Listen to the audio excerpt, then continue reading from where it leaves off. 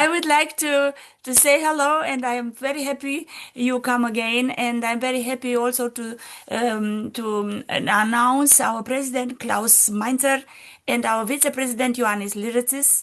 And now, Dušan, we invite our president to say Yes, because hello. usually Yeah.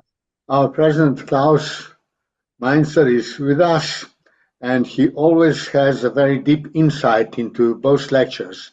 So he always give a very profound and interesting introduction. So please do so today as well. Yeah, thank you very much. And perhaps you have observed my background this evening is different. The reason is that I'm here at the University of Maribor in international conference on mathematical physics. But anyway, again, like every time, I want to thank very warmly the organizers, Violeta, Dinescu, and Dušan Šuput. And again, this evening, we have very interesting papers. The first paper is concerned with the research impact, reflections of the past and visions of the future. And that has even some importance for our academy. As far as I could learn from the abstract, the author will consider the societal impact, especially of research, society, economy, health, and qualities of life, things like that. And the question is, how can we measure this impact? And this kind of measurements and matrix are very important also under discussion in our academy, in the Senate now, because very practically we are considering for regularities concerning the nomination and the election of new candidates. Now, on the other side, this morning on this conference, which I mentioned on mathematical physics, I heard a wonderful talk by a famous female colleague, a mathematician and physicist from the United States. And that was about string theory. And perhaps the experts know among you that is a very, very abstract theory to explain the final questions, not only of physics, but of the universe and our existence. But from a mathematical point of view, the theory is very elegant and actually beautiful. But until we know, there is no chance to test it. And nevertheless, the people are eager to learn more about this question. And that reminds me philosophically at the very beginning of science and arts in Plato's dialogues, for example, in the dialogue Theaetetos. You find highlighted by Plato as a final and highest goal of science and philosophy and arts, the question for truth and for beauty in harmony. And so I think these last question must also be considered. Of course, the implications societal are very important, but there are still these old traditions in science which we should not forget. And I think in some sense that has also to do with the second paper. The title is Still Life with Silence, and it is the idea that we live now in a high-tech civilization, which is very noisy every day.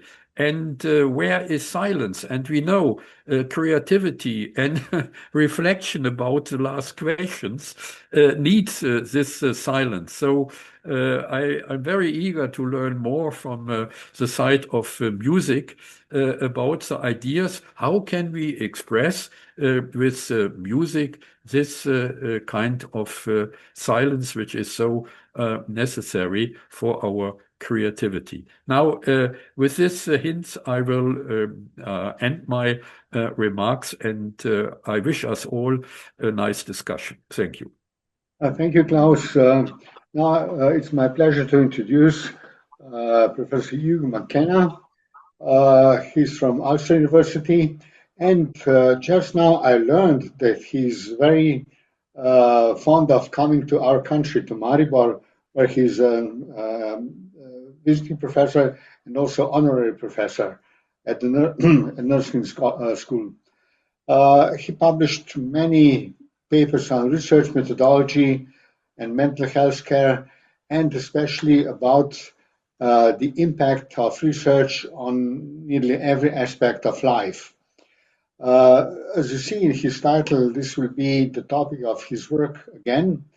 And he has, besides being a member of our academy, he's also a member of Academia Europaea.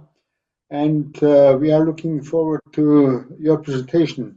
But just before that, so that I don't forget, I would like to wish Merry Christmas and very happy and successful New Year, and all the best in 2026.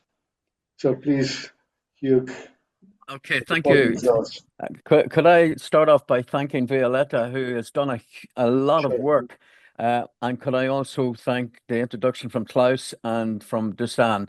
And as you can see, I'm going to speak about research impact. I'm going to, oh, my slides won't go on. Yeah. I'm going to touch on these particular topics over the next 20-25 minutes or so. In particular, why researchers should be pursuing impact and why we should perhaps consider that without impact, research is not going to be very important in terms of future funding. So there's been an evolution of universities according to the Vice Chancellor of Agustin University in the United Kingdom. He said the classical university focused on teaching and transmitting knowledge through oral communication and obviously manuscripts. The research university, which it was a university where knowledge was generated, challenged, tested, as well as being taught. And the third generation he spoke of was the entrepreneurial university, which saw a greater emphasis on commercializing research and forging stronger links with industry.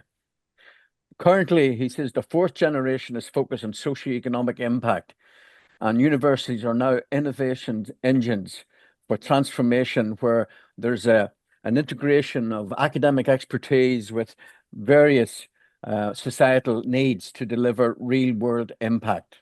And that is what we're seeing globally in terms of how universities are developing. A definition of research impact, when I think of impact, I think of benefit.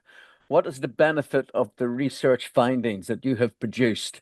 Is it maybe a change, maybe an effect? And the effect could be on processes like performance, it could be on policy, it could be on people's understanding, it could be about communities, it could be about individuals, it could be about groups of individuals.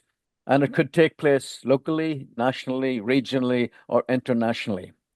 So that's a definition. And of course, your research could have more than one impact. So if I produced a new pharmaceutical product, that product could have an impact on quality of life. It could have an impact on health. It could have an impact on the economy. It may even have an impact on society. So research can have more than one impact, and I'll touch on that later. In terms of PESTLE on the right-hand side, that's political impact, environmental impact, social impact, technological impact, legal impact, and environmental impact. So research from different disciplines can have impact on a range of different areas. But we must look at reach and significance. So the reach of impact is about how many beneficiaries, the people who benefit from your research, do you reach? It's not about geography. You can have, we were talking about Maribor, you can have international global reach and impact in Maribor. It doesn't have to be throughout Europe. It doesn't have to be outside Europe. It's about the number of and breadth of the beneficiaries that you reach. Significance is also important. And this is the degree to which the impact has enriched or influenced or informed or changed something. So I'd be interested later on to hear about music. Music, you can produce music that has enormous reach from television globally. But what's the significance of it? What is it, how has it enriched people? What has it influenced? So you need to look at both reach and significance when you are measuring impact. Some thoughts. Most research funding, I think you would agree, comes from taxes, from the public purse. Government support research in universities through funding, or indeed many charities. In the UK, we have the Wellcome Charity, we have Alzheimer's Society, and they produce funding for research. So it's not unreasonable to ask these investigators whose studies are undertaken at public expense to provide some evidence of the benefit their research has led to. Recently in Hong Kong, Hive, a company that looks at impact, has examined impact from the Hong Kong research assessment exercise in 2020 and showed that it takes between 7 and 19 years to create impact. So this is not something that's going to happen overnight, although that could be the case. And research impact is now a key part of different research assessment exercises across the world. We see it in the UK in the Research Excellence Framework, where money, if you produce quality impact in your research faculty, you will be rewarded by money coming from the government. So every year, the UK government allocates £2 billion sterling to universities, and 25% of that goes to those universities that have shown research impact. We've seen it also in Hong Kong, in Poland, the Netherlands, Norway, Australia, and I'm currently working with Hong Kong on their research excellence framework. You'd also be aware of the Coalition for the Advancement of Research Assessment, which emanated in Europe, CORA, but it now has 800 signatories across the world. And their view on impact is that research should maximize the impact that it has. And they believe that research assessment should recognize diverse forms of impact. And they're focusing in on, it's not about publications in peer-reviewed journals. It has to be about the benefit that your research gives and the research culture where that research is conducted. And we see also in universities that are focused on impact that there's a change of behavior. We see human resources identifying impact champions in schools and faculties. We see universities having black tie events that celebrate impact and where they invite people from industry and from commerce to come in and from society to celebrate the research impact that they have. And research management buy-in from research management is seen in many countries now. And we also see more training on research impact.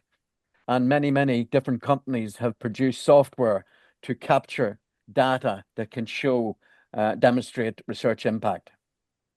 So I see research impact as being an extension of the research pathway. So if you look at this slide, you will see that most people on this call are really, really good at research. Science, your science is excellent. We know of in different universities, this also shows excellence in dissemination, where you present at international conferences and produce papers in peer-reviewed journals. We're not as good as we could be in encouraging uptake of those findings. And after uptake, you have to look at the implementation of those findings in clinical areas or in policy making or in industry. And even implementation is not impact. So I'll give you an example. Your research could change policy. So if your research influences policy, that shows that you've had dissemination, you've had uptake, and you've had implementation. But what is the impact of that policy? Did things get better? Perhaps the government changed and the policy wasn't actually introduced. So impact has to be added to an extended research pathway. Here you can see the logic model of impact, which was produced in the 1980s from the Kellogg Foundation in the US. Very similar, where you have your inputs, your time and materials for your research activities, then your research papers that are produced and your conference presentations. And from that, you have outcomes, what changes, what's the evidence to change, and from that, you have impact. You need to be really careful that you do not split the research from the impact. You have to be able to attribute the impact to the research, almost like a golden thread between the research that you have undertaken and the impact that that has produced, because it could be due to other reasons. So, for example, if you are doing research on smoking cessation and the levels of smoking in your country decrease, was that due to your research, or was it due to some government initiative, or due to something else entirely? So you have to be able to link your research to the impact. So why should we pursue research impact? I would say that we grow no food on campus. So like every poet, priest, or potter since the dawn of civilization, we have to have some faith in what we produce in universities. And universities are perceived as reservoirs of knowledge. But in times of social upheaval, they are seen as bridges between the world of knowledge and the world of the economy, society. And this is not new. In ancient Greece, the Agora, which was the business academy, was located alongside the academy on the slopes of the Acropolis, so that scholars and merchants could meet on a regular basis to discuss problems and identify solutions. We should also be aware that we have to encourage the seamless transfer of knowledge from the research lab to the lecture hall to the marketplace, because research leads to innovation, and innovation drives growth and prosperity. We also have to provide accountability, as I've already mentioned, for public investment in research funding. And Sir Ron Deering, he wrote a report on higher education, and he said, in the Middle Ages, the center of the community was the medieval castle. He said in the 18th century, it was the industries. He says today it is the university. And this is a good idea, because university actually comes from the word community. But not only are universities in the center of the community, they are the driver for innovation and impact.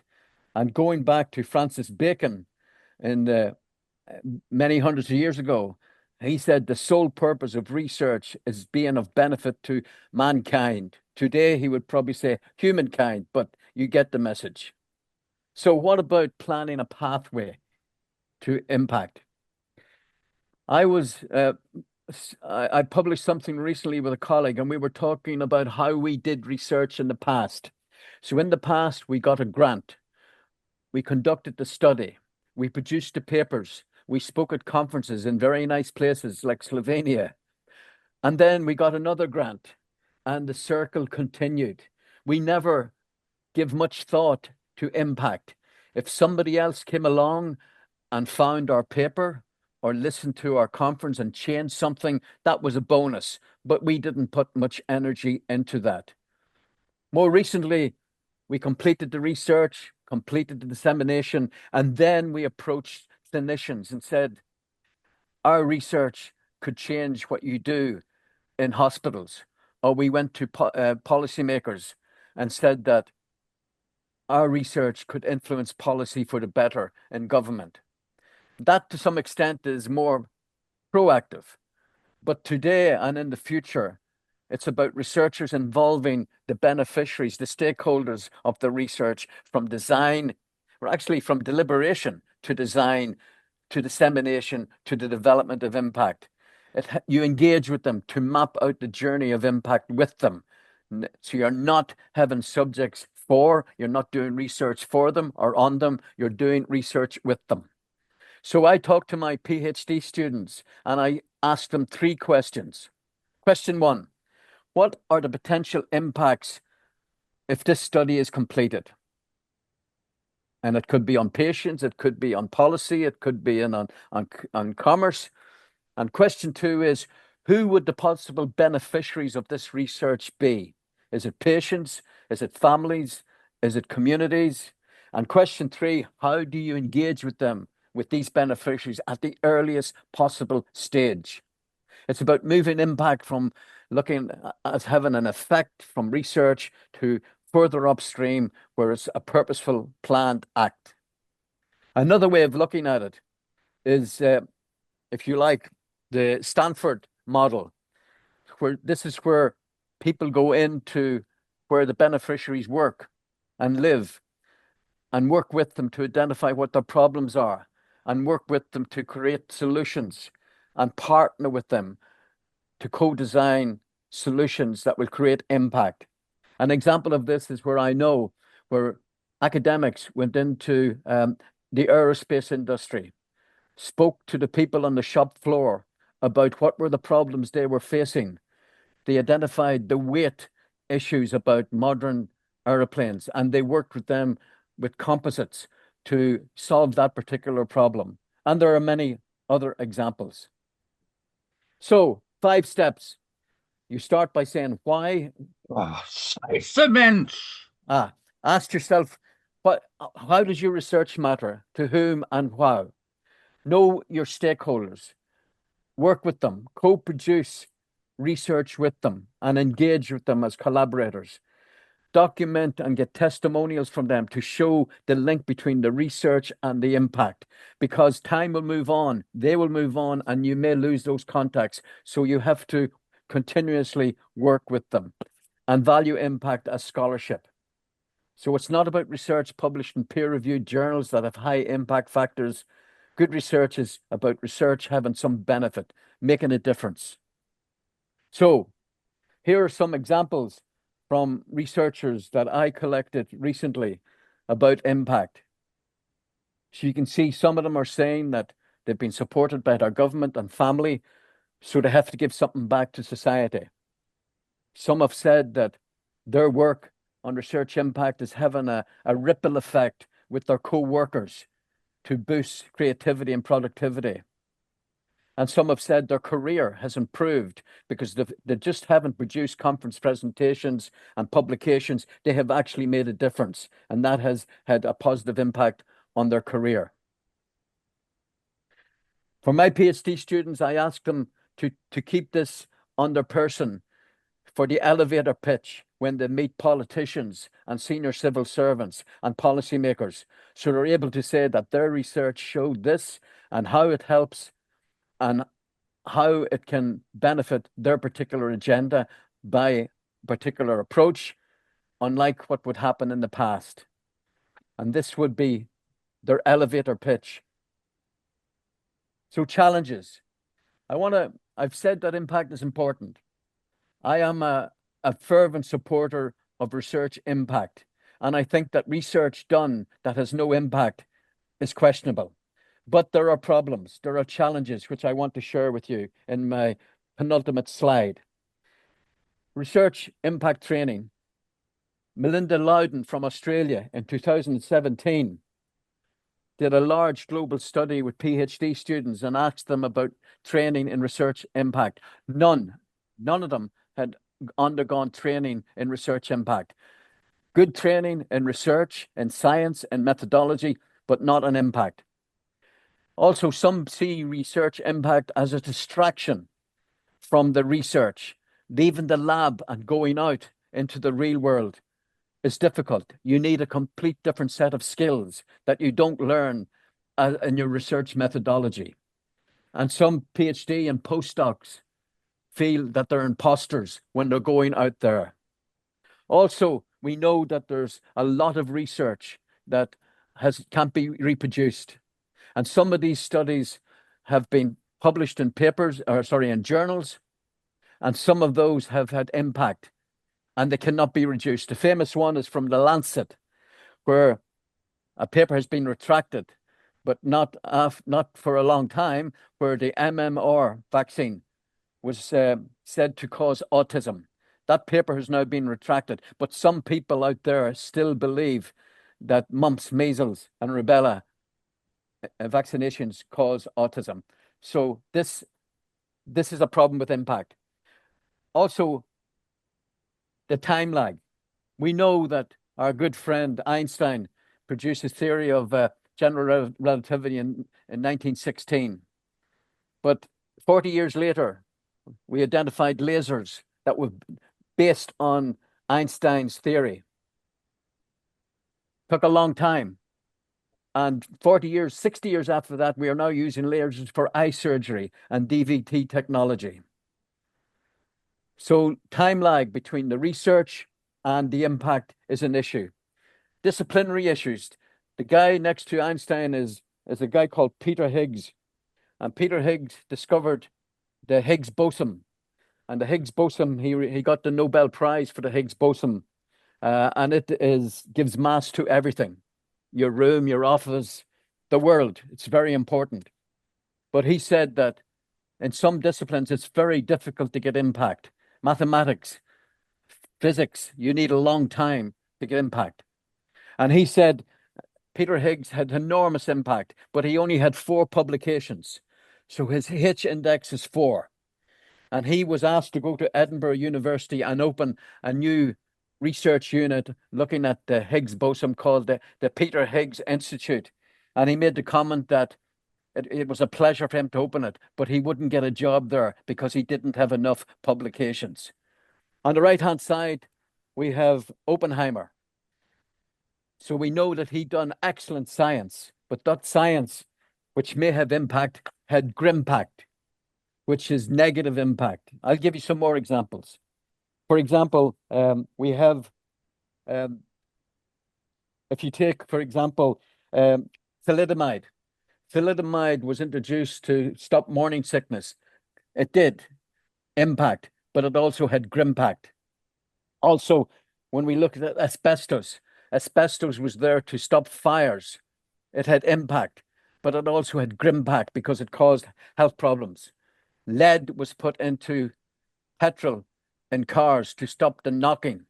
So it did that. It had impact, but it also caused all sorts of health problems. So we know that impact can sometimes turn into grimpact over time. And we have the attribution theory. Attribution theory, if you take this guy, it's Alexander Fleming, who is credited with discovering penicillin. He returned from his holidays in 1928, and he looked at a Petri dish, and he saw that there was something growing in the Petri dish, but he put it to one side, and he got on with his work. It took other people to make that impact happen.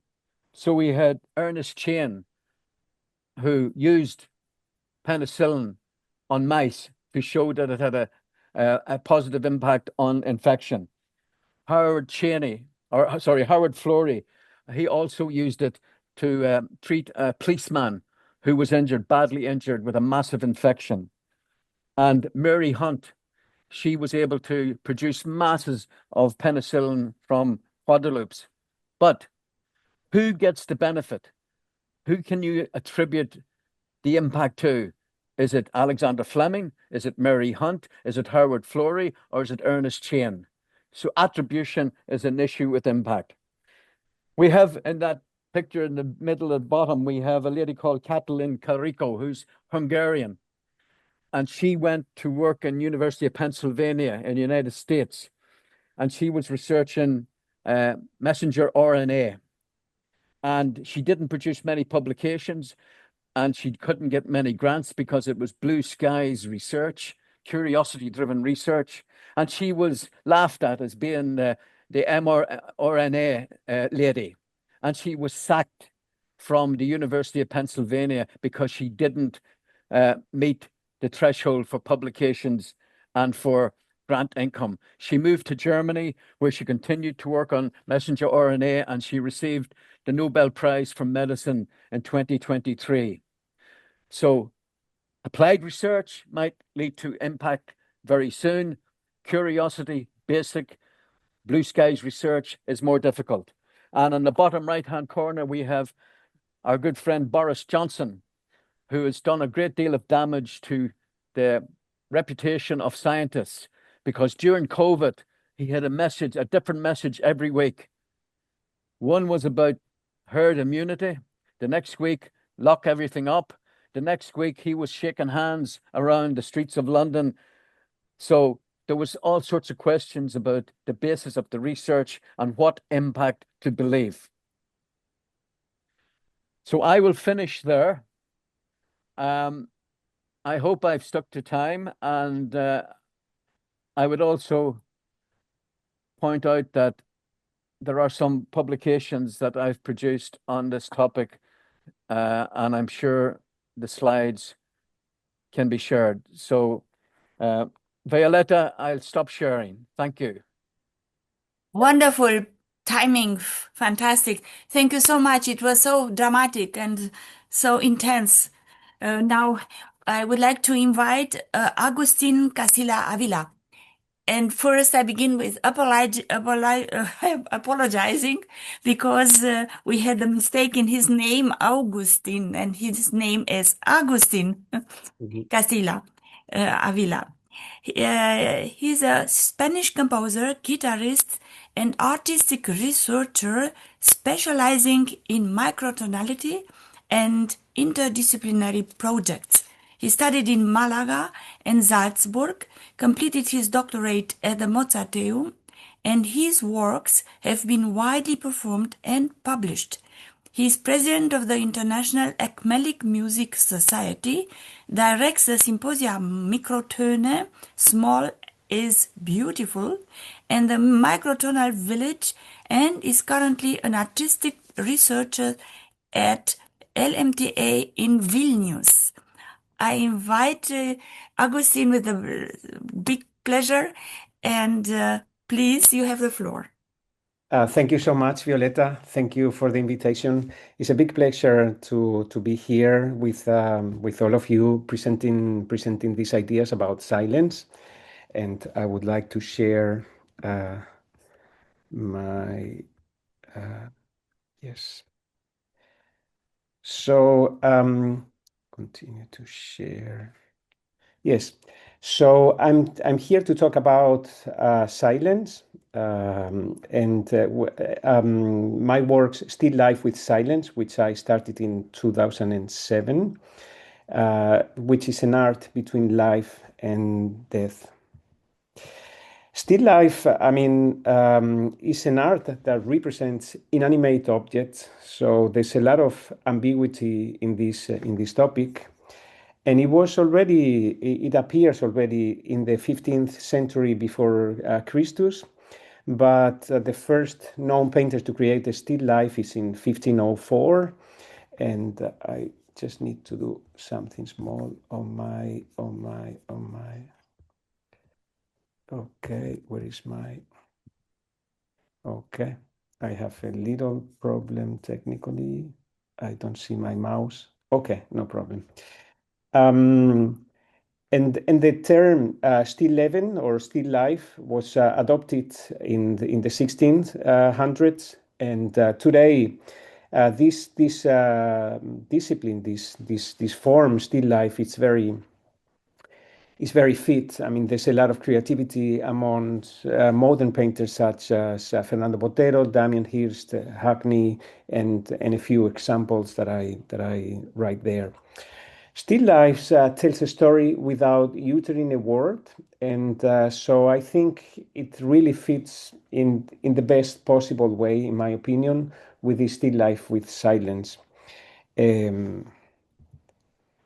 This and especially when it comes to still life with silence, there are two ideas. I just need to share.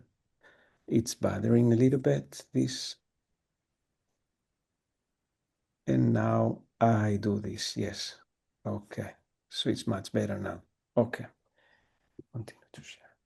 So movement and sound correlate in the creation of the languages. I'm very fascinated about how humans with different languages have tried to describe them. And for example, if we take the Spanish word quieto, refers to movement and it means still. And as the English word quiet refers to sound. And the German word stille means silence, or still refers to the movement. So for my works, which I began in the German-speaking Austria, in Salzburg, where Stille Nacht, the Silent Night, was created, I decided to use a poetic license to separate the still with the Leben. So when I write it in German, I write Stillleben mich stille. And by doing this, I try to reflect what I find as a very intriguing confrontation of life and death in this art form. Curiously, this still life is translated in different languages as death nature, naturaleza muerta in Spanish, nature mort in French, natura morta in Italian, or naturezza morta in Portuguese. And I really find silence as the key to this art of immobile life and death. And perception, I think, is the best opportunity that I have ever had in a presentation to talk about this. Perception played an important role in the creating of the concept of absence of movement and absence of sound, as different languages focus on one or the other. Possibly what we perceive as silence does not exist. Maybe in the discussion, somebody can tell me that silence exists anywhere in the universe. As long as I know, I think it hasn't been proven, but I'm not. I'm always skeptical if that can change one day. So, in the way we know the universe, I cannot imagine that silence might exist anywhere, as I consider that the movement, the universe is in constant movement and producing sounds. So these movements, I mean, if we take the Big Bang as the beginning of the universe, so from this movement, there's always a sound created, and everything remains there. So as an artist, I believe, and as a composer, I believe we are all part of this composition. So this still life with silence, I compose actually with values, treating silence, the rest, the graphic musical rest, as sounds, the notes. So I believe that silence, that's what I witness, today has the value music has traditionally had. So I'm just being consequent with these works, Still Life with Silence. So another thing that it's in these years composing this is becoming more important is the inner voice. So for me, in this time of artificial intelligence, and we continuously hear that there will be machines which will be able to listen to our inner voices. I don't believe this, and even though I consider myself a very social, I feel as a human being I'm interconnected all my life, and I'm never alone, and I can understand that we all are connected. But despite that, I consider this inner voice as a very, very important reference for the individuality of a human being. And so with this, I try to follow in the history what still life was meant. So I try to do portraits, I try to do landscapes, and then with the years also what I call the shape of silence, or sometimes a confrontation of the language and the language of music. So the elements I compose with the values, as I said, treating silence, the rests, musical rest, as sounds. Sometimes I translate this idea, and this is what I call quotations. I will explain this. And I also use some in this transfer from the sound to the silent world, what I call polysopy, because I could describe this as polyphony for the inner voice, or polysopy, which means many silences at the same time. And then, of course, I have a lot of challenges like, okay, I'm a composer. How can I write a minute of silence, or how can I write a meditation? And because of silence and no sounds will be produced, so I'm very, very free with the instrumentation, which I really value. So this is one example of what is called polyphony or polysopy, because okay, composers, I have noticed that we are a few composers in the group and musicologists, so you can see how I treat the rests in the same way. I mean, you can see that if I think, okay, the silence now has this value, music has traditionally had, or sounds. So I'm just consequent. I'm just trying to give the same graphical value to the rests. And you can see for musicians, you can see immediately there are polyphonic processes, but polyphonic means many sounds. That's why either sometimes I use the term polyphony for the inner voice, or mostly I use the word polysopy. And by the way, this piece is for string quartet without strings. And we were talking about, Hugh was talking about, mentioning briefly at the beginning of his presentation about strings theory. And this is a portrait of a person called Jean Wood.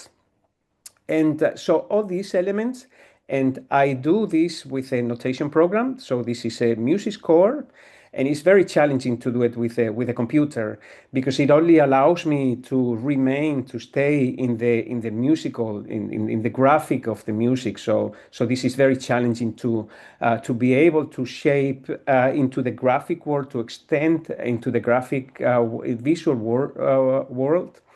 And so all the elements, so the instrumentation has to do with this person. The quotation is quotating a song which is very connected to this person, and the meaning of Jean. And also it speaks about the family. It speaks about his love for meditation. It speaks about his love for family, and how, and also it speaks about genetics and epigenetics, and through, like, I mean, if your imagination is just legato lines, but your imagination, if you can see at the bottom of the score towards the end, so you see like how it's an LP. So this is like, okay, we are always able to record these epigenetic processes. Of course, everything is very metaphoric. It's just a music score, but all the elements, all the lines, everything that I put on this music score is connected to this person. And in the same way, I have several other portraits. So I have some other portraits, and all of them have to do with one person, or in this case with two persons. And that was the most challenging portrait I ever did. It took me a few years actually to find out how my path was. And this is my self portrait. So this is how I see myself through this concept of the still life with silence. So, or this other example is less texture, is another portrait of a person, and the quotation of Das Lied der Erde, the Song of the Earth, a very famous orchestra work. And so this quotation reflects through this plant. I mean, there's connection with the Pachamama, with this idea of our connection with the roots, with the how the grapes they have certain volume. There's a little bit of not symmetric elements, but there's a little bit of evolution in this plant, which is a wine plant. And how these all these works are connected to this person, to what he does in life, and how I see him through this lens of the still life. And so, as I mentioned, very challenging. So if I believe that that silence today is valued as music was valued before, because I just take my phone and I can have all the music in the world in just a few seconds. So how traditionally a minute of silence, I mean, if there was a minute of pause, I would have written in the past probably just a small visual sign with a fermata, maybe with a second sign, and then 1 minute or something like this, or the number of bars, something like this. But if I'm really convinced that silence should have the same value as the sounds had, so I have to treat them in the same way. So this is a minute of silence I created a few years ago for the passing of Maestro Nicolaus Hanoncourt. And so everything, so the instrumentation, as I mentioned, so the solo cello, the choir of angels, the angel trumpets, and the viola da gamba, all these elements, they are between life and death. Hanoncourt used to play solo cello, and then he played viola da gamba. And then in the middle, in the visual art history, we've seen many times, like when the soul goes up to heaven. I mean, you might have different beliefs, of course, everyone is different, but I wanted to represent it in this way, in this context, in this still life with silence. So this the choir of angels and the angels trumpets is like it's evoking these visual artworks represented for centuries. And particularly here, what I mentioned with the quotations, which this work is for 30 seconds, is exactly 1 minute. And for example, here my quotation was from Henry Purcell from Music for the Funeral of the Queen Mary. And I'm using this quotation because I've been deeply thankful to Nicolaus Hanoncourt for introducing me to the fantastic, wonderful world of Henry Purcell, which I have adored all my life. And so all these elements and the stars, I use also sometimes a quotation of the stars. So I try to represent with musical signs. This is always a music score. So I try to represent the sky the way it was exactly the night he passed away. So I'm also evoking the music of the spheres, which has been a topic for many centuries since ancient Greek culture. So it is also a good chance for me to quote this philosophical aspect of music, very important. What happens, what is the music of the spheres, and how I can connect it directly to the music score without using words. And I believe that this is a landscape, is another way to do it. I'm not so sure if I would have been able to create this still Leben mit Stille, or still life with silence, if I never arrived in Salzburg. I arrived there 21 years ago. So it's the city of Stille Nacht, Silent Night. And since the very beginning that I was living there, I was really curious and fascinated about the silence, and this made an impact for me to do this research in silence and to advance with the still life with silence. And so other landscapes, for example, so I try to use also the shape. What you see here is the logo of Salzburg, the city I have been living for 21 years now. And so you see this logo means the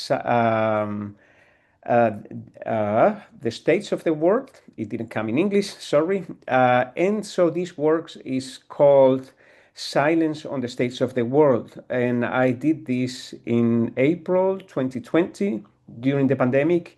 And it was, okay, I don't have to go deeply into this aspect, but for the first time, I saw Salzburg completely alone. There were no concerts, there was no music, and it was very, I mean, it made a big impact, a big impression on me and on my silent ideas.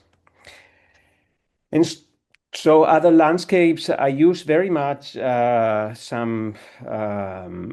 like to represent or to evoke this music of the spheres, and this is another example done after is a popular song called Serenade of the Stars, Glenn Miller band.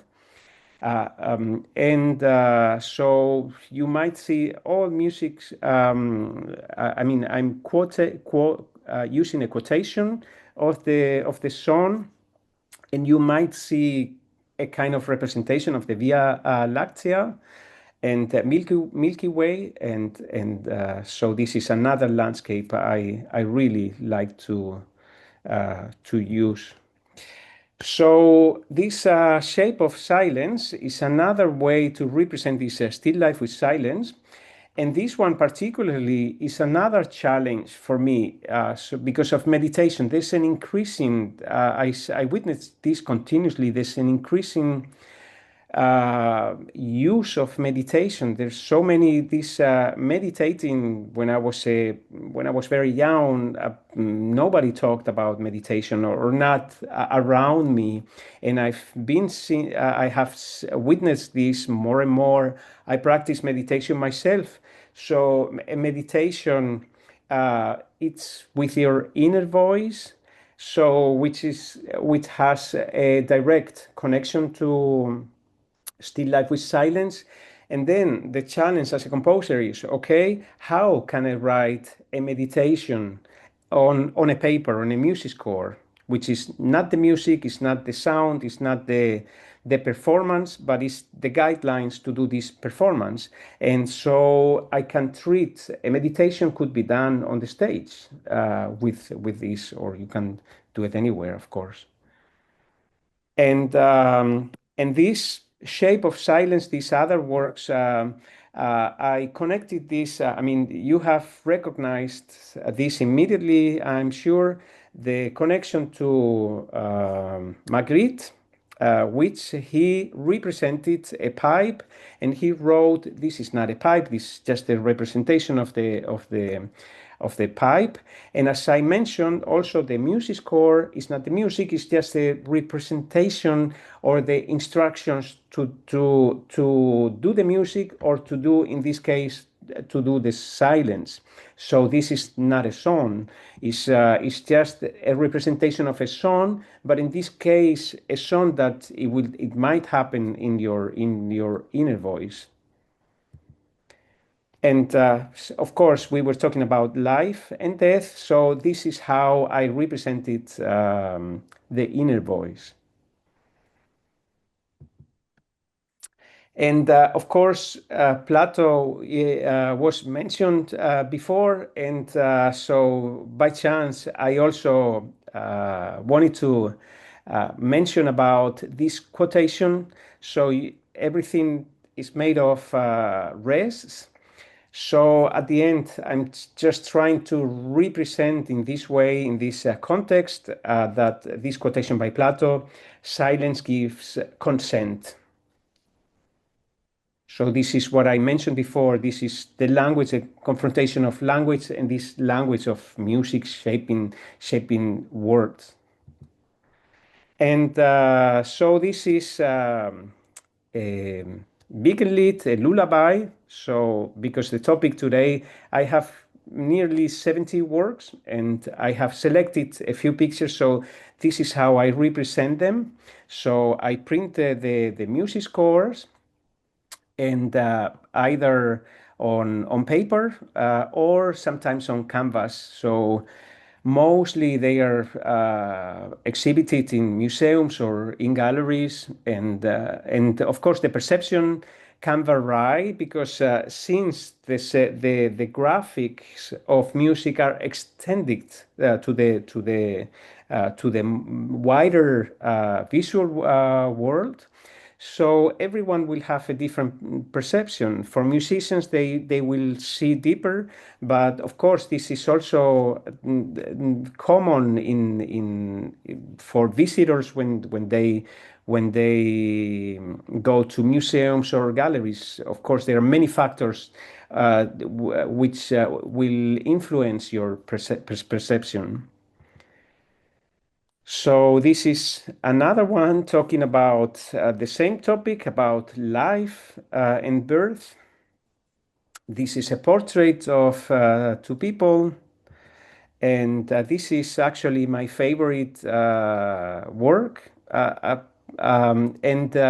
It's very interesting. In German, they say, or we say, stillen, to feed with your breast, when a mother feeds with the breast the baby. So the German logic is like to make the baby quiet, or that.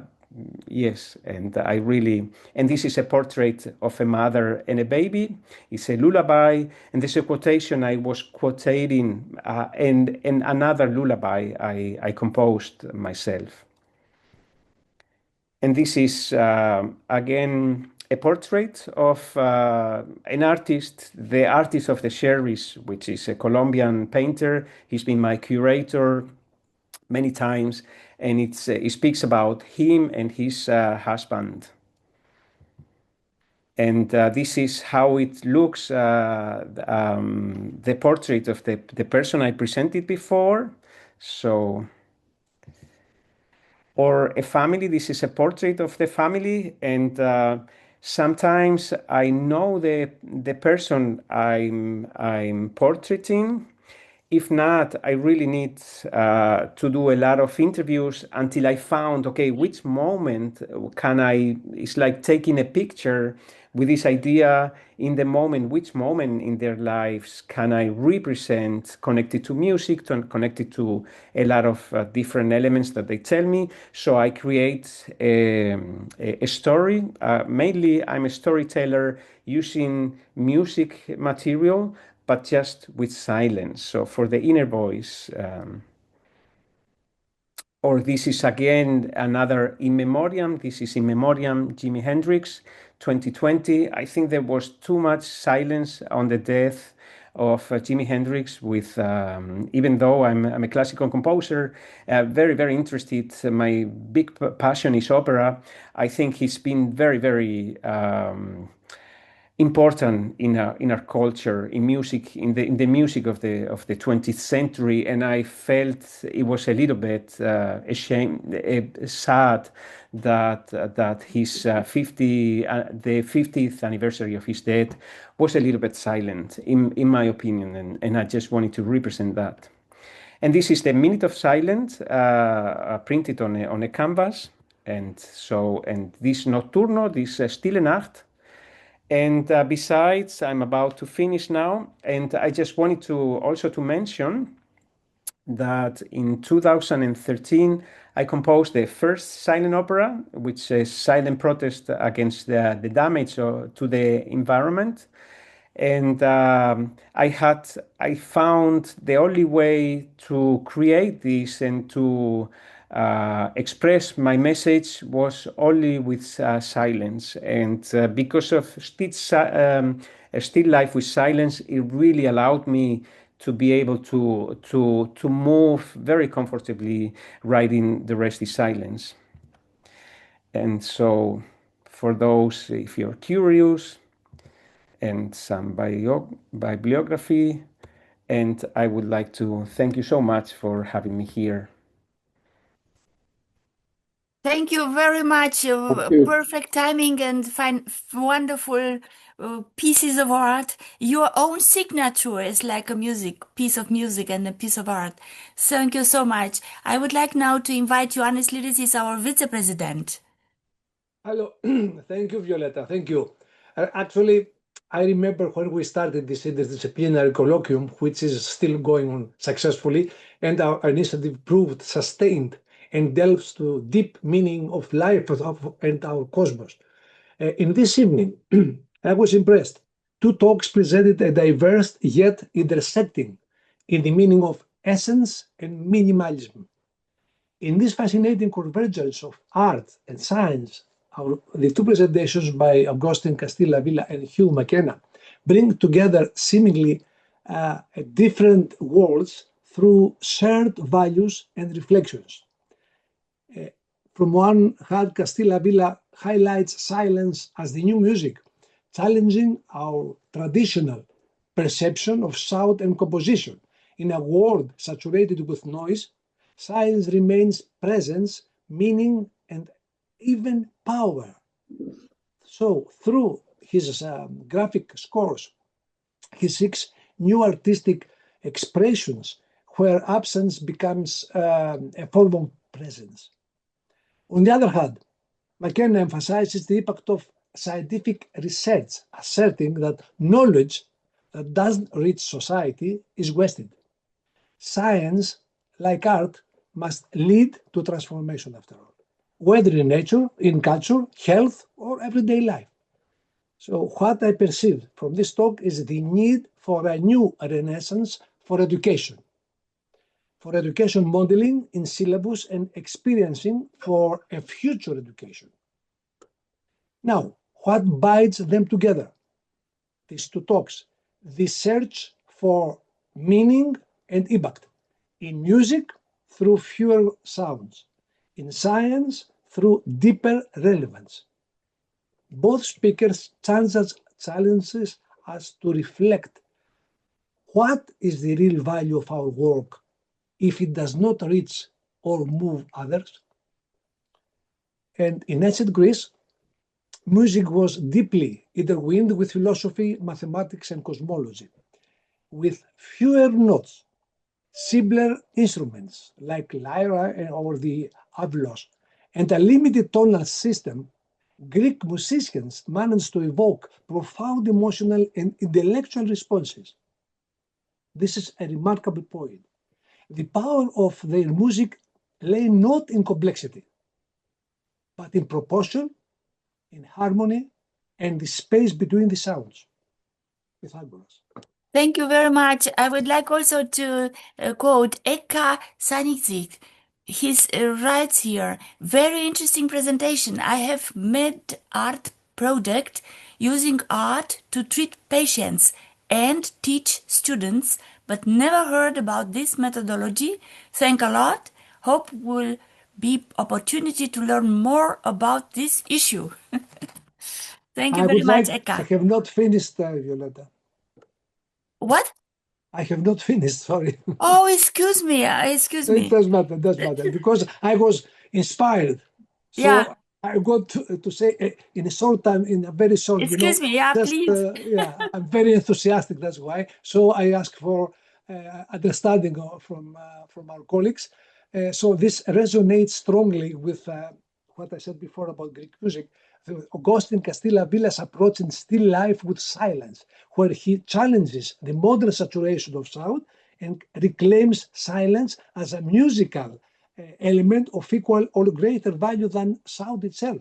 So Both cases, and I finish, ancient and contemporary, highlight a shared principle: less can be more. Less When is more.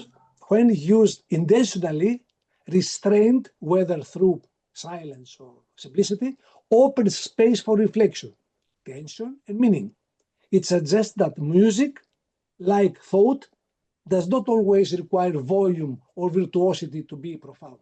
Sometimes it's what is not heard that carries the deepest resonance. So I would suggest and invite both excellent speakers, if they like to submit an article as academic engagement or original or review in our official journal EASA on their subject. I'm looking forward to this. Thank you, Violeta. Wonderful. Thank you, Johannes, very much. Look, Karl Matthias, thank you for the interesting, humorous, and funny pictures. Inspiring. And now I invite Dušan. I see his hand. Dušan, Yeah. please. I have questions for both, but they'll be different. First, I'll start with Professor Avila. I know the city Avila, very beautiful, but your name is after Avila or Avila after you. I don't know. Well, I'm kidding. But, listening to your lecture, it's something that brings science and art together.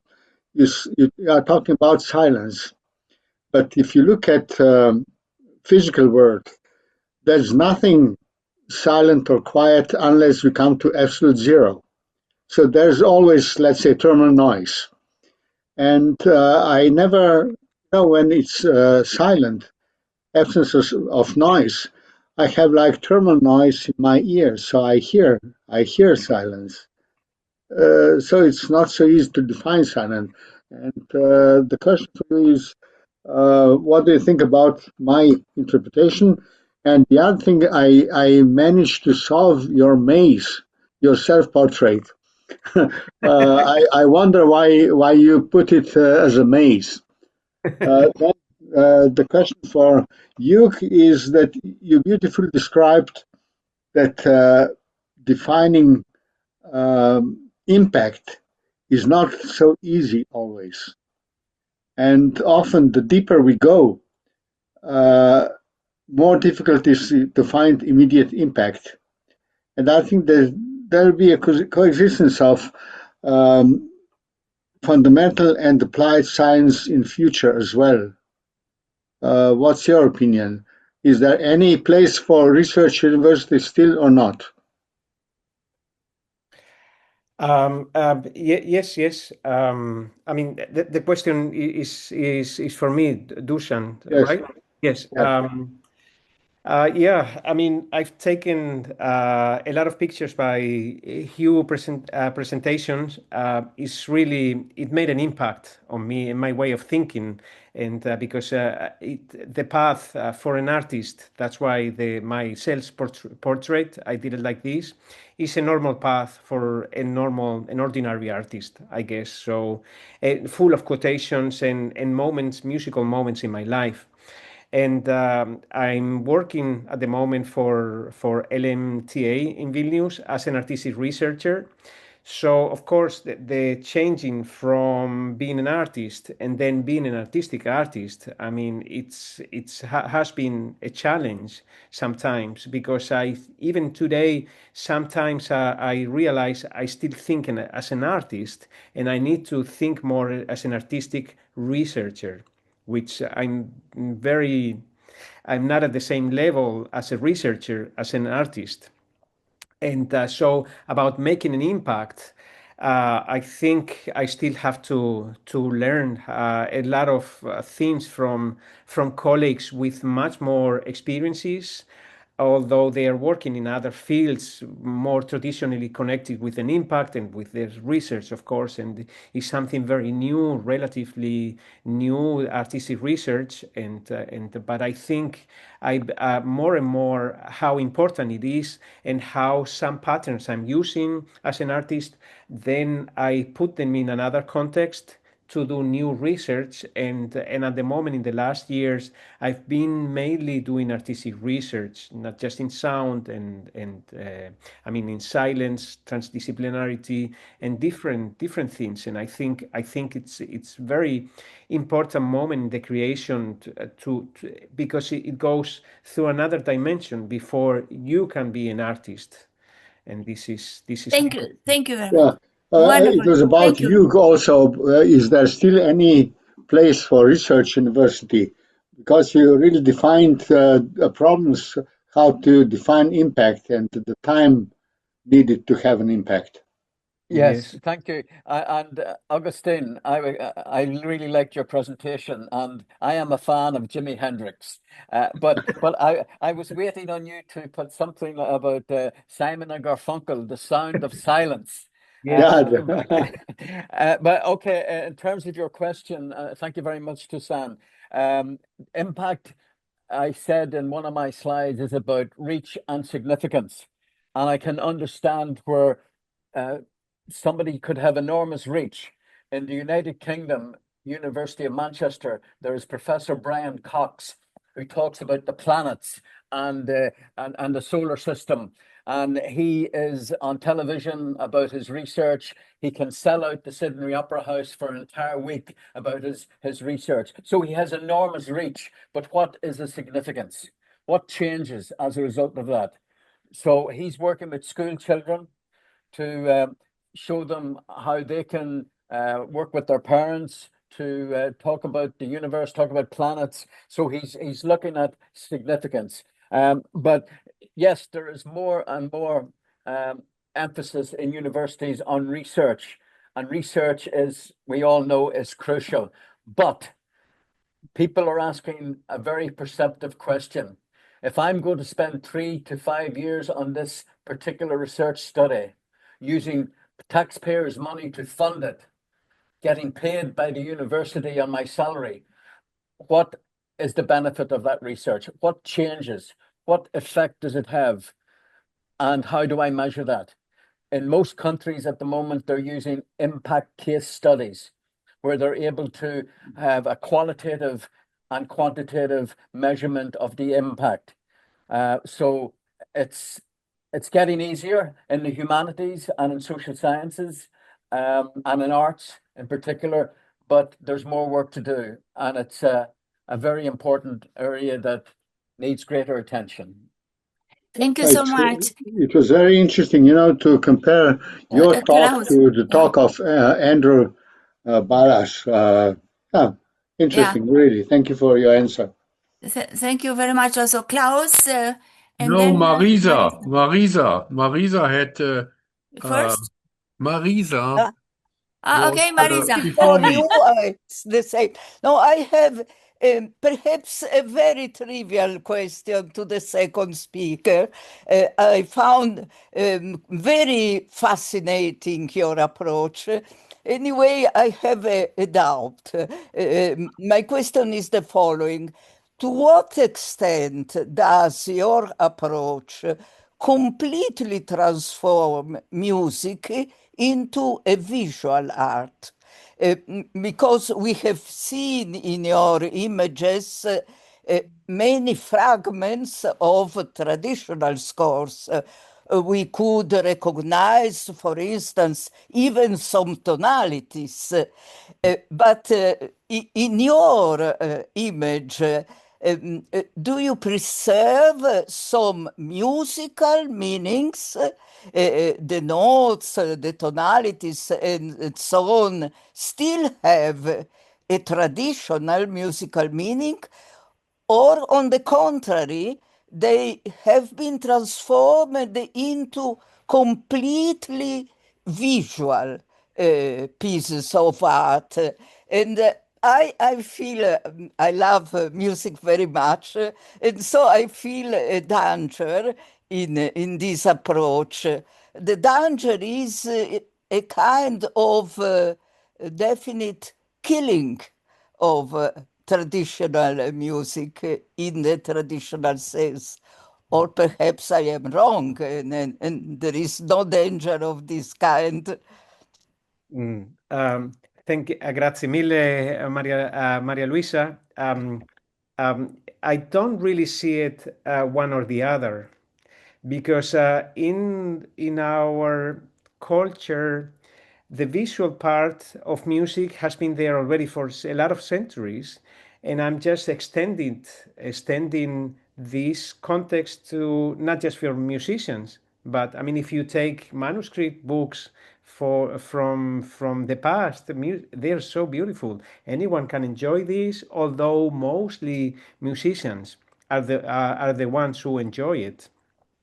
So with this, I'm just trying to be more open to anyone to invite, and at the end, it's just the decision of everyone if they can watch it or they decide not to. And I think it's really both, because I try all the elements. It's always a music score.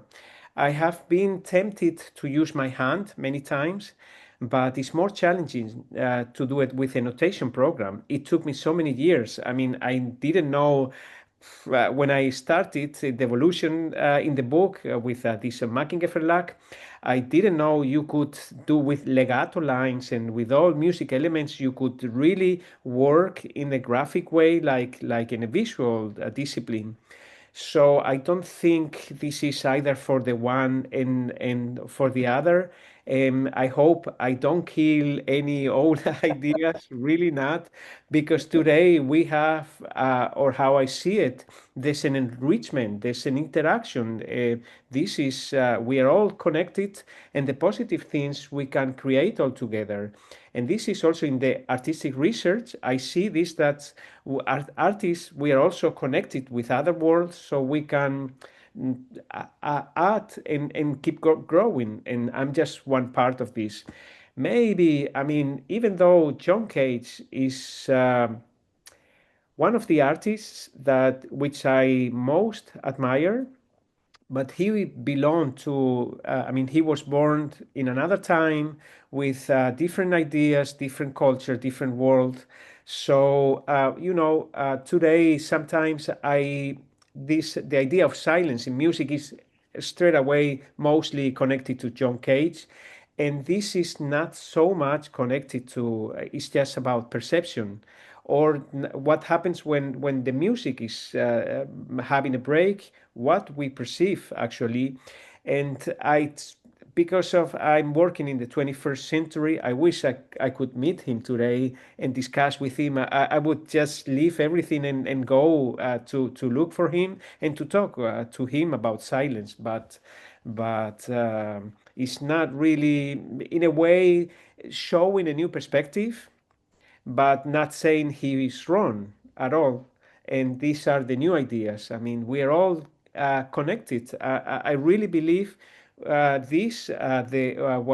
Hugh was mentioning about this in physics, and this noise, this eternal noise. Somebody mentioned this before, or maybe I don't remember who did, but as an artist, I see we are all part of a composition, and it. Yeah, Agustin, I would like to read what Ioannis said.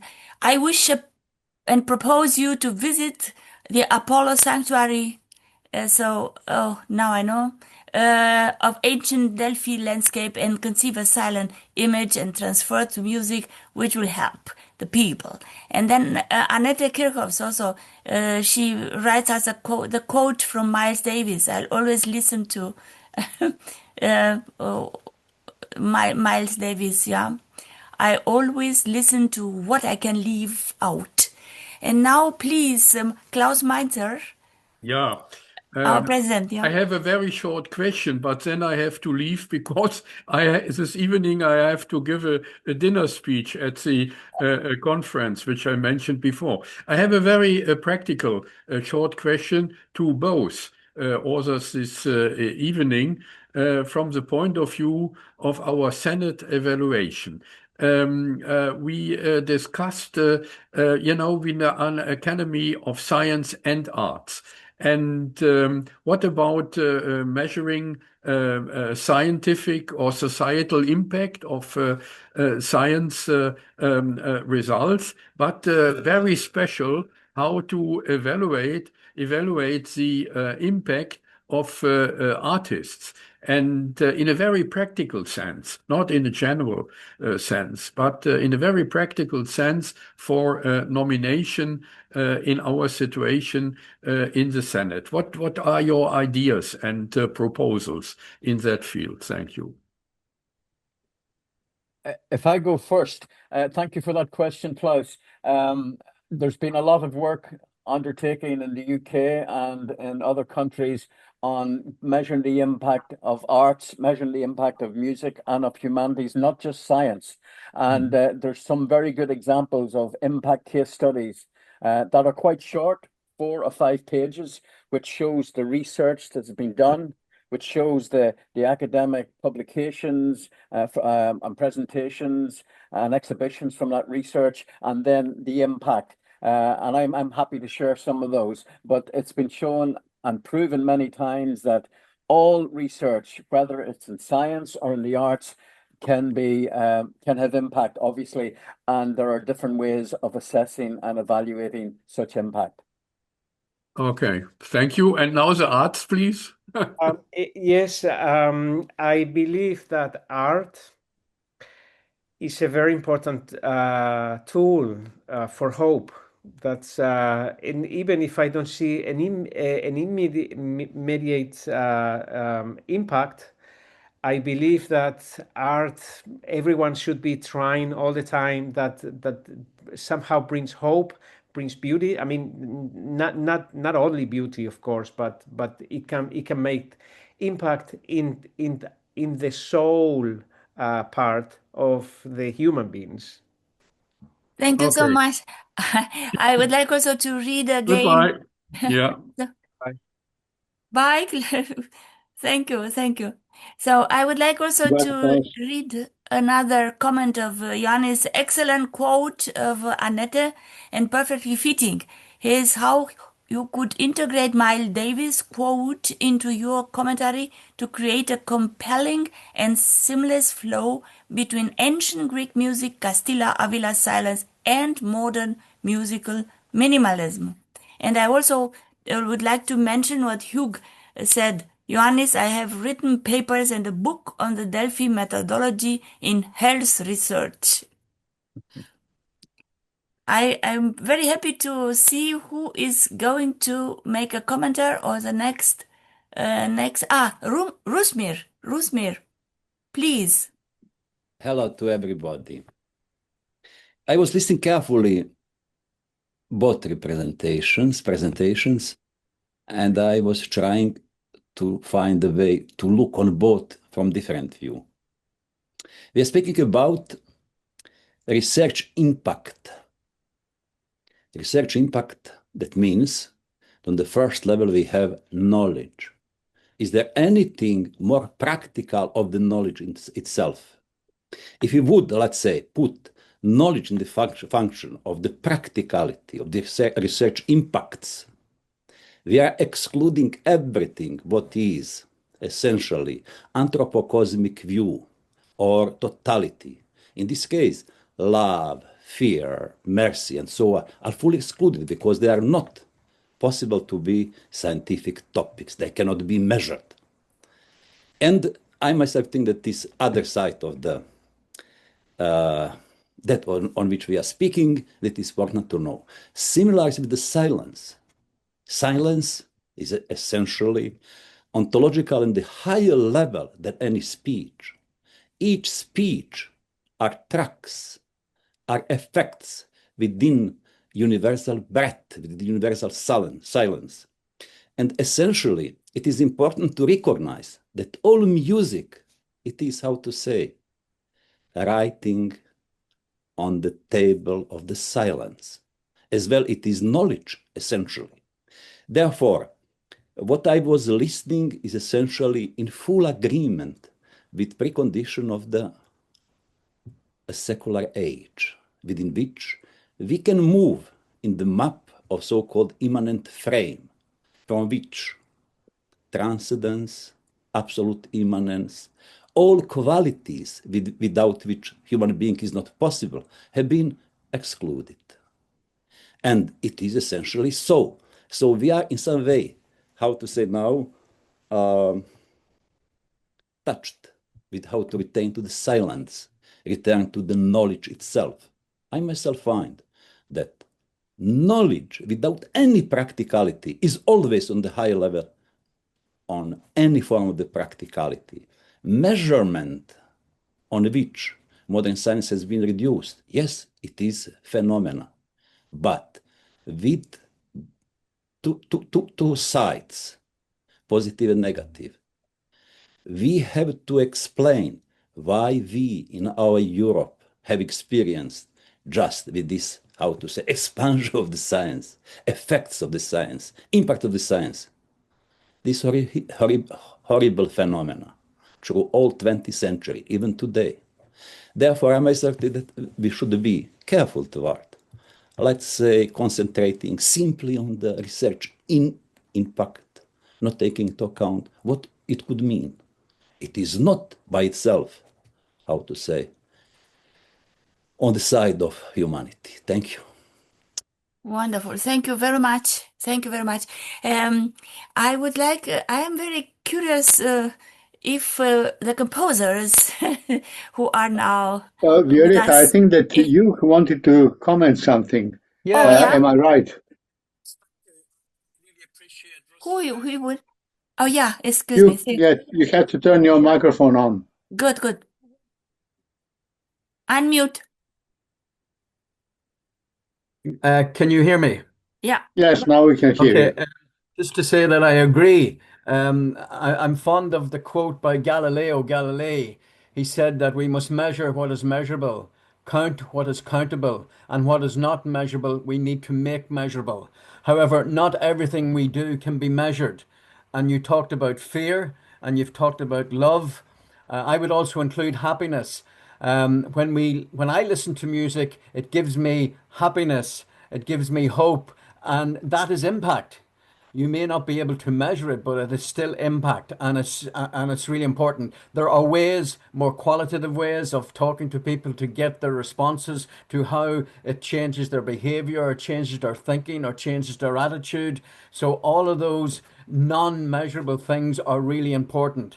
So I agree, and Rusmir, I think that needs a greater exploration, but also a lot of the impact across Europe is now being moved by governments, because governments are investing in universities, and they say we want to see the result of our investment. All this research is done. How is it affecting the economy, society, culture, health, quality of life? Those questions are being asked at the highest level, and we have to have a response to that. Perhaps we say knowledge is what's important, and that's the basis of everything. But that discussion and that debate needs to happen. I'm not sure it is happening at the highest levels. Thank you very much, Rosemary. Thank you very much, Hugh. And now we have a Graham Waterhouse, composer and cellist. Please, Graham. Hello, very, very interesting talks indeed. Just wondering to what extent silence is an absolute, thinking like time is perceived differently in different contexts. For instance, the 100 meters in the Olympic Games, 10 seconds is totally different to if you're like walking in the Grand Canyon, where one remembers that it sort of formed 800 million years ago. 10 seconds is a totally different concept there. And then in musical terms, silence, for instance, in a Purcell fugal piece, he often will write a silence before a fugal entry in order to give it more emphasis. There, the silence has a different impact. For instance, in a piece, in a general pause in The Rite of Spring or in John Cage, as you mentioned. So whether, in fact, you can express silence not as a thing in itself, but as purely defined by the context in which it's used or it appears. Thank you so much, Graham. Actually, Even when we speak, it's not just in a musical context. Even when we speak and we need to say something important, there's always a break. There's always a silent part in our language. This is something we've been doing probably for many years, and because this connection with the inner voice. So that's everything. So the rules happen in your head. So I can see you, and sometimes when I'm talking about this still life with silence, there are two voices right now, my physical voice and whatever you hear is only your world. And so this connection with the inner voice allows me to have a lot of flexibility, and I'm not able to say like there are some rules like it's very difficult to put it in this very scientific order, what is the meaning of silence, because silence doesn't exist and is the absence of, which doesn't really, I mean, what we conceive as silence is connected to our very reduced perception of sounds. Because I mean, just the earth. I mean, if we were able to hear the earth, we would go crazy. If our perception was bigger, it would be too much for our brain, or maybe our brain would have expanded, would have been much bigger today in evolution. I don't really know.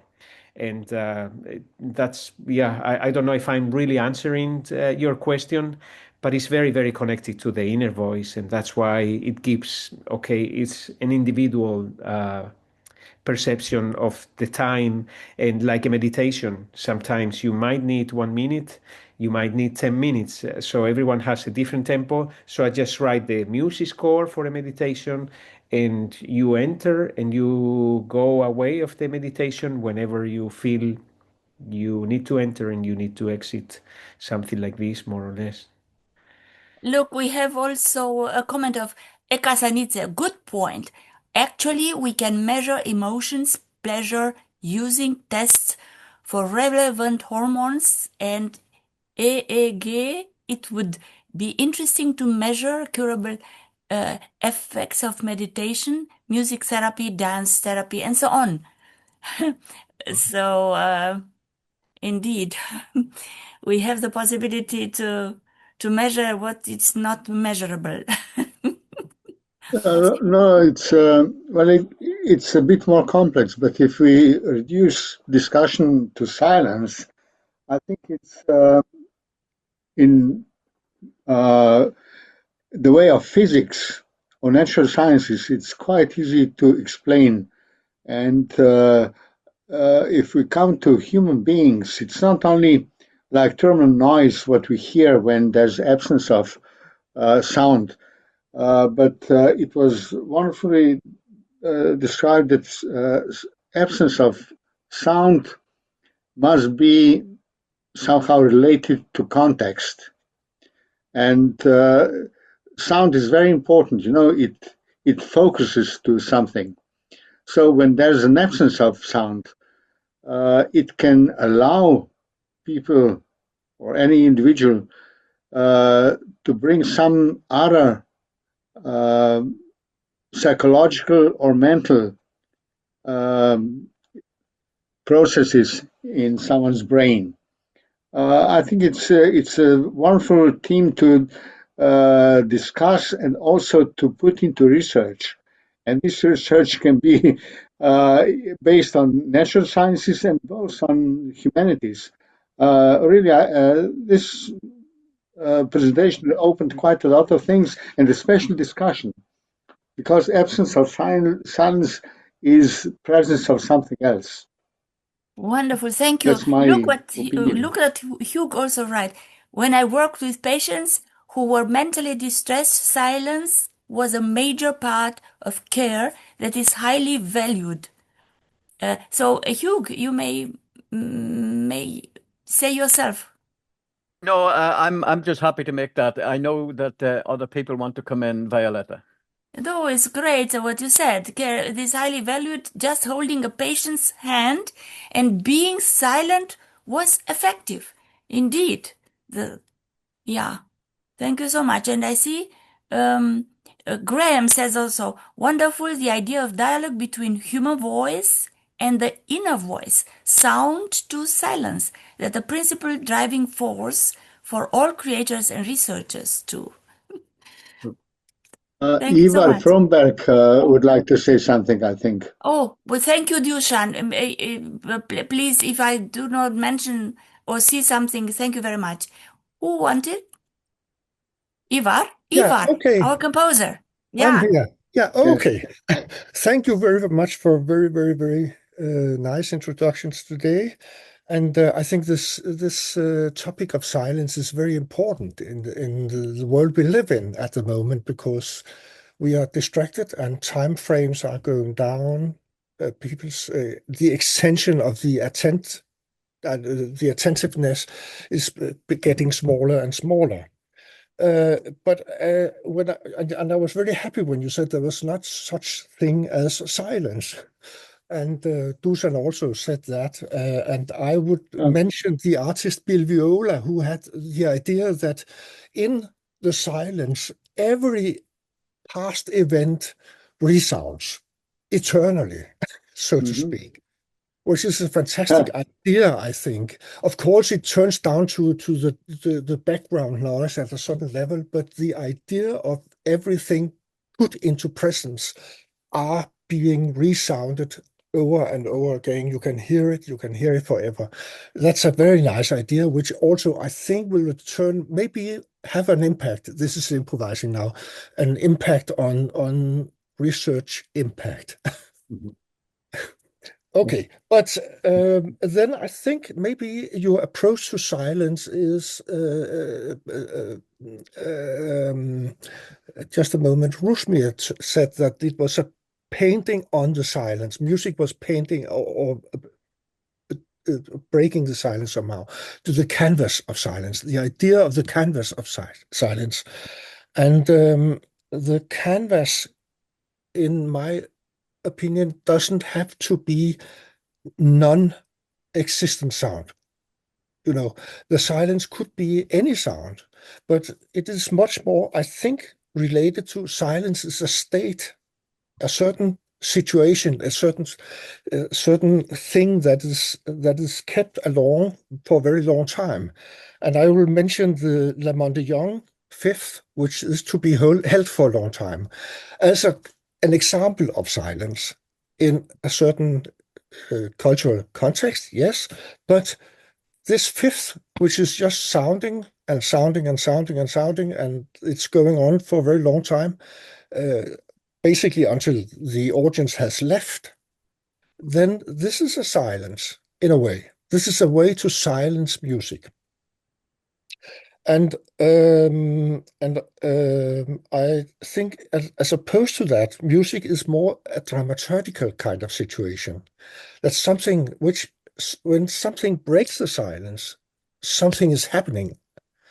That's the basic Xenakis idea of how he describes the basic music. From there's something there, there's something noise, but then sometimes it's breaking, and then there's a dramaturgical kind of happening going on. So, what do you think of? And I think that also may work with Graham Waterhouse's idea of silences as different states, maybe, that you can establish different states, and each of them are a silence. And you could also break them at any point and make a dramaturgical statement, which is then music, so to speak. Yes, thank you so much, Ivar.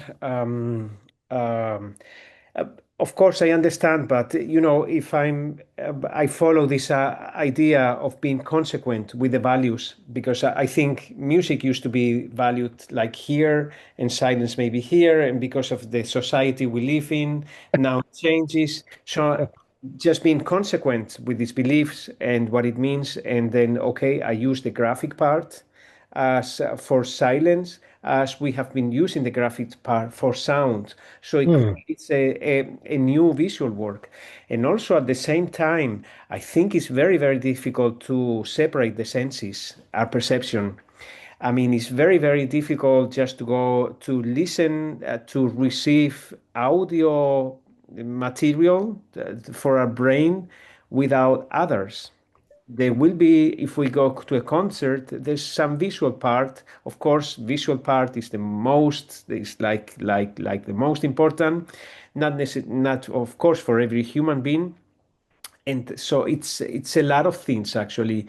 We feel also the vibration. So through skin, I mean, people who cannot hear, they can feel the vibration. So this is another way to perceive music. Even it's not audio, but audio also. This movement can be perceived through other different senses we have. So also this is very difficult for me just to separate these perceptions. And so that's why for me it's not one or the other, like Maria Luisa was commenting before, asking me. So I just think, okay, let's make this visual part of music, which has always been there, a little bit bigger in the new context of silence. And for example, I think, I don't know, just by chance, this concept that we have now for 5 centuries, more or less, still life, I think it works perfectly if this silence, in this context, in this philosophical idea of the still life, in my opinion, it works perfectly. And so I can express these ideas. And I'm not also the kind of artist is like this, and I just have an opinion. And I have also during my education, one of Henry Purcell, as I mentioned before, was one of my. I mean, I'm still very much in love for Henry Purcell. And another musician I would have loved. I mean, if I had the time machine, my first goal would be to get to know Claude Debussy. And he spoke about, I mean, he's been in also other areas of my research with instrumental techniques interchange. I think his mind is unbelievable, is very, very fascinating, but he was probably, in my opinion, not able to express these ideas in the way he would have in the 21st century or just 50 years after. And so also these silent ideas, sometimes they have to do, they might be closer because of my early influences from Debussy. I don't know exactly, actually. Thank you. I would like also It's to mention very Ioannis. interesting Some more evening. questions. Yeah, Oh. some more comments. I'm sorry I have to leave, so goodbye to everybody. Bye, Dušan. Bye, There is a Dušan. Bye, bye. I'm sorry, There is a Thank comment you. for Bye. both. There is a But comment for silence. If I please, could allow you. Ioannis now, or should I read, or maybe you tell yourself? I can do it. In silence, there is a sound of electromagnetic waves, question mark, of a kind of quantum bits. I speak as a scientist now, okay? The thoughts are traveling. Moreover, the quantum entanglement is a proof of communication via silence. Okay? Another route, I think, of recent development, exciting and worth of experiencing. That's it. I don't speak anything else. That says wonderful for words, me. like I try the to final comments. combine Perfect. progress in science with what Agustin said, you know. Thank you so much. Thank you very much. I'd like to discover if there is somebody else who would like. Rusmir, would you like also to come again? Yes. Because I see your hand. Please. Yes. Again, it is all both representations are moving, let's say, to discuss. But this discussion have meaning, in my view, if they are offering something else, something different. And I would like to mention, please, Chinese calligraphy, Muslim calligraphy, or Eastern Christian prayer of silence. They have been always theoretically presented as a moving man who is making calligraphy, who is looking on calligraphy, who is listening classical liturgy, who is, how to say, participating in silent prayer. To what? To the silence as the highest sign of the absoluteness, to blankness, let's say, to the space.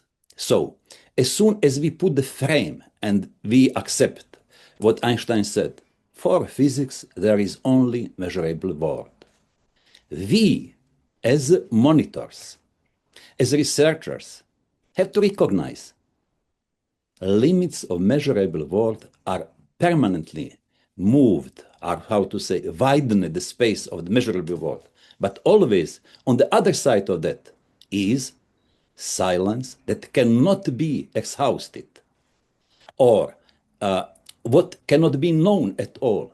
But as soon as we put it in the frame of immanence, what is basic principle of our science, we are excluding complexity or immeasurability of human individual. Thank you. Thank you very much for your comment. Very happy for this. We are late, but in fact, it's like the beginning of a long story and the beginning of the necessity to comment and to, to make profound. These thoughts are very precious. Thank you very much. I hope I do not omit anybody. There is another word who would like somebody else to say something? If not, so I wish you from all my heart Merry Christmas, a wonderful New Year, full of love, health, and success. All the best. See you.